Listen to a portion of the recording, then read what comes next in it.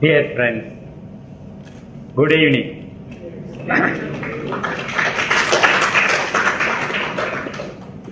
Thanks for the TEDx friends organizers for giving me this opportunity to be with you in this evening.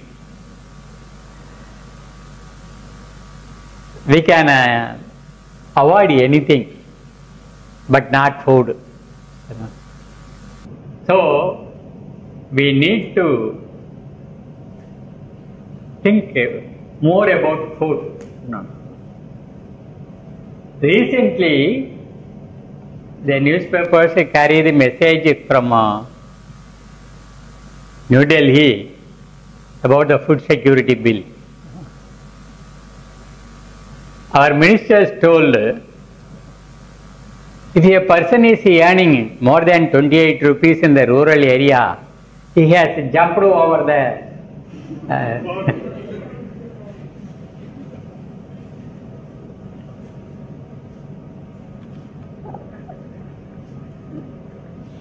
poverty line. And if he is able to earn 32 rupees in the urban area, he is above the poverty line. And some ministers have, I have heard, have come forward with an opinion.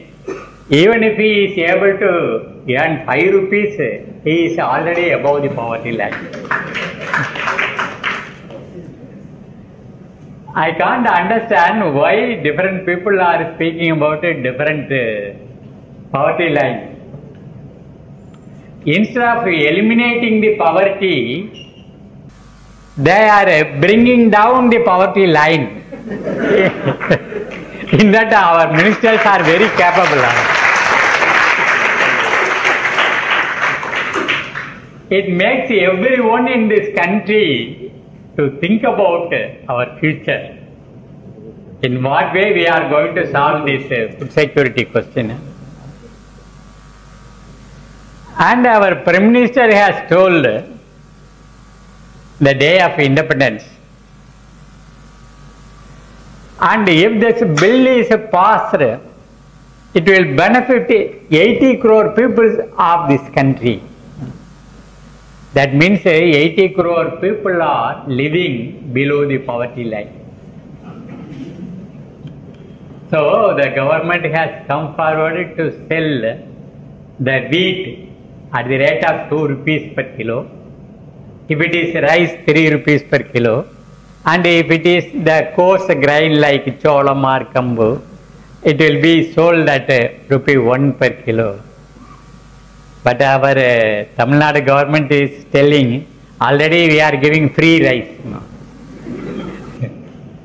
That means every day people are becoming more and more poor. They are unable to buy. All the plans, programs, everything is going on against the welfare of the community, and it creates unemployment, low income generation, and loss of accessibility to food. There is no question of lack of food. Every year 1 lakh tons of food grain is spoiled because of want of proper godowns. And the Supreme Court has told, you see, it is being spoiled in the open street, the stored grain. You give it to the people who cannot eat properly. But the minister says it is a policy question, court cannot interfere. So the food minister says it is our policy to allow the people to starve. See, in 1996, the United Nations convened one conference on food security. There it was discussed what is food security. If there is enough food for the citizens of the country, then it is called availability. If the people are able to buy the grain and consume it, it is called accessibility. If one person wants food out of rice or ragi or jowar, they should be provided with what they wanted. It is called acceptability. And their food should be poison free. It should have nutritive value. Then only we can call it food security. So in 1996, all the representatives of all the government joined together. They told the UN in 2015, we will reduce the poverty 50%. Then people like us asked them, what is your plan to the other 50% of the people who are in the poverty line? There was no answer. But after 10 years, in 2006, again UN convened one conference to review what they have done in this way of eliminating the poverty line. Not a single steps have been taken by any country to reduce the poverty line. Now, recently we went through one news. Our Prime Minister told it is a national shame. That is 43% of the children below 5 years are suffering due to lack of nutritive food. So the growth is retarded. They are suffering due to they are unable to resist the diseases. So on the outside it seems they are taking food, but those food doesn't have the nutritive value. So malnutrition is a major disease or major cause of retardance of the children of this day. Our government is unable to do that. 60 years after freedom, our country is unable to feed the whole population. Still 28% of the people are going to bed with empty stomach. This is a very pathetic situation. In this situation only, we are thinking about food security of the question, where it lies. It is not in the bill, it is not in the parliament, but it is in the soil. 2000 years back, our forefathers told, if you are able to combine soil and water, you can produce food. It is so simple. It doesn't need any university education now. Because we were feeding the whole people. There was no poverty before the British people came here to plunder our wealth some 500 years back. Portuguese people came, Dutch people came, French people came, English people came, only to plunder our prosperity. And plundered, the country was plundered. Still, we are doing only one thing. In 1996, I was attending one biodiversity seminar in Philippines for a month. People from 12 countries represented that seminar workshop. And at the end of the seminar, we wrote on a summary. The core sentence went like this. Before 1960, what was there was agriculture. After 1960, what is there is agri-business. The nature of the agri-business is import dependent and export oriented. They are always thinking about import and export. They don't think about the soil or the producer or the consumer.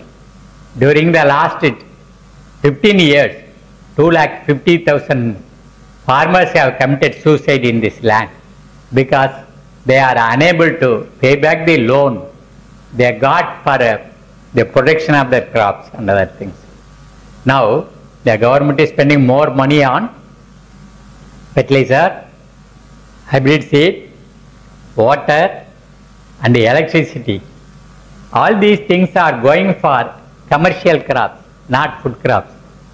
Food crops are produced by the small farmers who are unable to have a pair of bullocks. So that is why the production is going down and their produce is not given a proper price. So they are committing suicide or they are leaving the land. In this situation only we are thinking of organic agriculture. See, once a team of cultural team came from Sweden. In that one woman was there. She was a retired language teacher, Ruth. Ruth told one day, you see, in this world everybody is lying. For example, so I asked her, she told her, take for example this pesticide. I told her, I mean the pesticide is okay, it is right. But in Tamil they are telling us Poochi Marandu. They are calling poison as medicine. After 60 years of freedom, they don't have the clarity what is there in this cane. The skull is there, 2 hand bones are there. It is written in Tamil also in the red ink, Visham, like that, poison. After that only the agriculture graduate is telling this is Poochi Marandu, medicine. In North India also when I went there I saw they have written it as Aushat.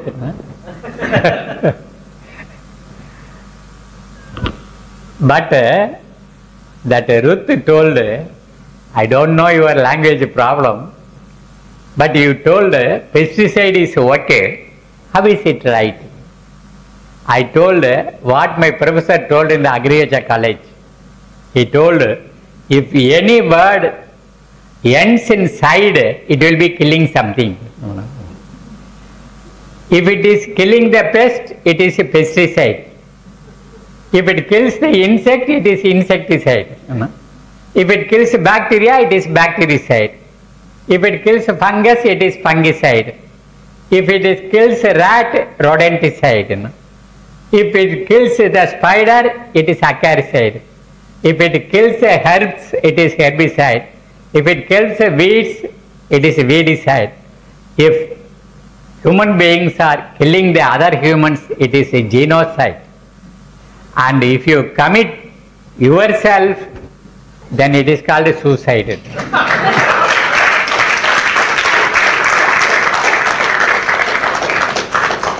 As you are clapping your hands, I thought she is going to appreciate me.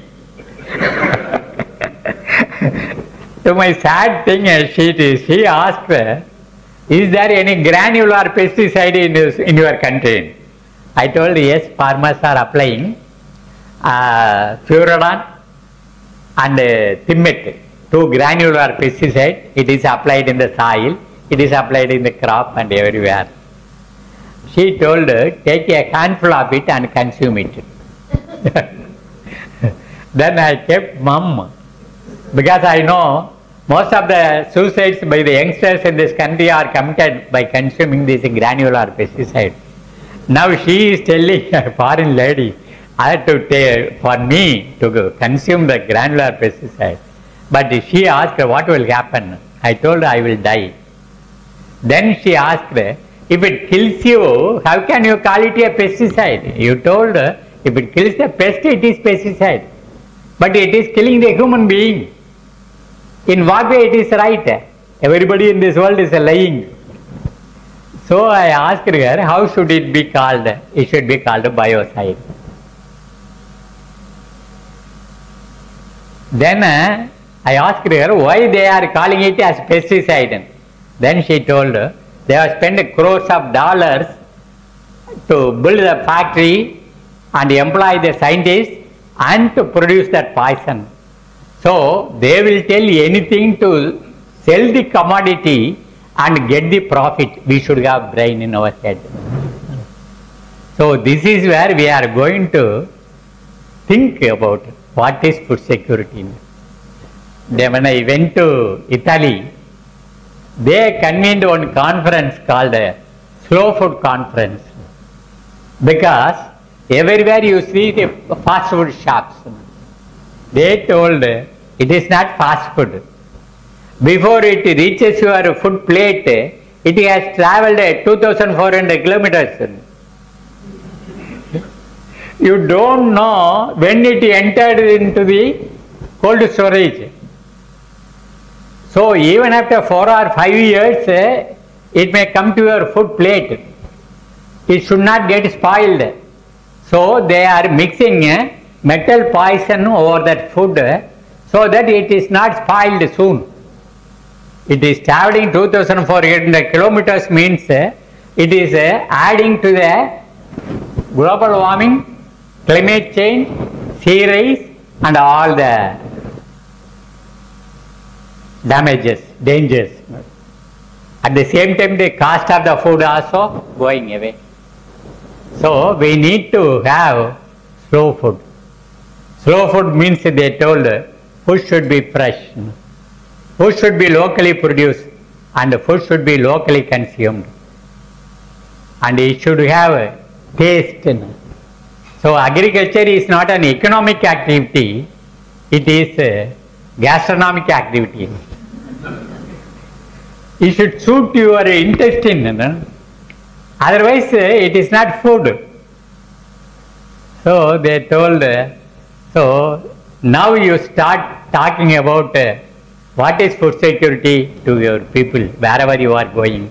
So wherever we are coming, we are talking about. And we are telling, I think I should not take too much time of you. Let me finish with the one aspect.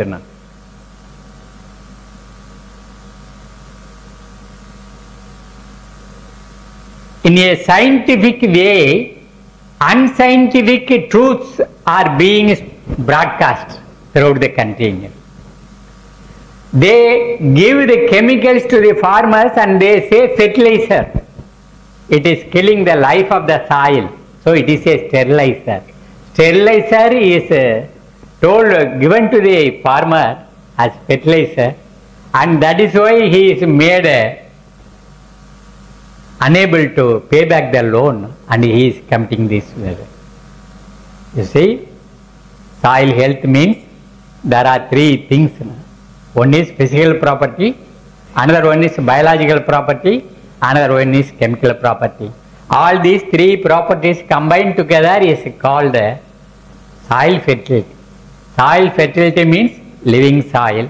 Living soil means millions of microorganisms and earthworms should live in the soil very actively.